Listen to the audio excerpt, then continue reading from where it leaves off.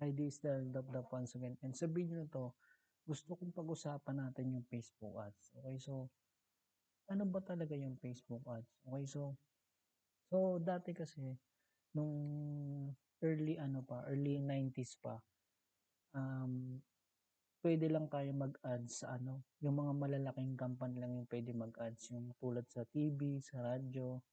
So million yung million yung bayad nila. Pero ngayon, kahit sino pwede na mag-ads basta ngayon, basta may business ka, basta may permit ka, pwede na tayo mag-Facebook ads. Okay, so ano ba yung Facebook ads? Okay, so sa Facebook ads kasi, may 3 level siya. Okay, so may 3 level siya. Unang level is campaign. Okay, so ano yung campaign? Yung campaign is ano ba yung ipapagawa mo sa Facebook? Maraming, ang ibig sabihin nun, anong objective ang gusto mong ipagawa kay Facebook?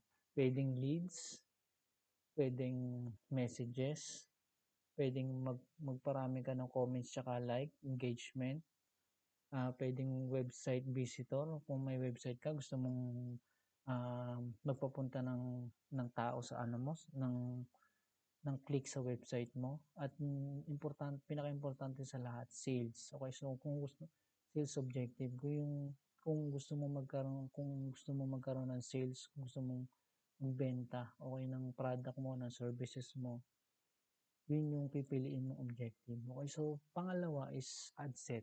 Okay, so ano yung ad set?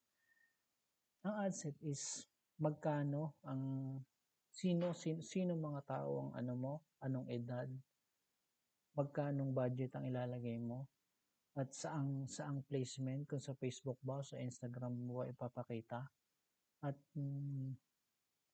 ano bang schedule, kung araw-araw ba o kung may kung may ano ka lang, may specific days ka lang kung ilang araw patatakbuhin. Okay, so yun yung ad set. Okay, so ad level is ano ba yung ipapakita mo sa mga target audience mo?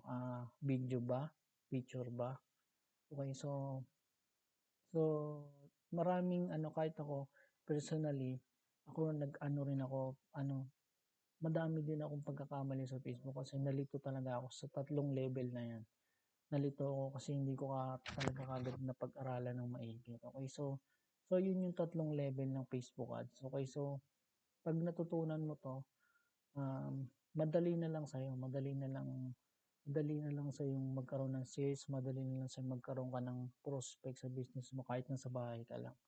Okay, so sa mga susunod na video, tuturo ko sa iyo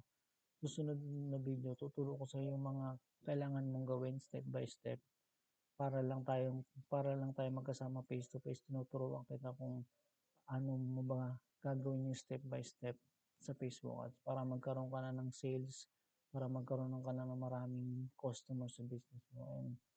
And yun, kung nagustuhan mo tong video na 'to, sa mga susunod na video tuturo ko sa'yo step by step, and I hope na may napulot kang value sa video na 'to, and sana, ah, maging successful ka diyan sa ginagawa mong business.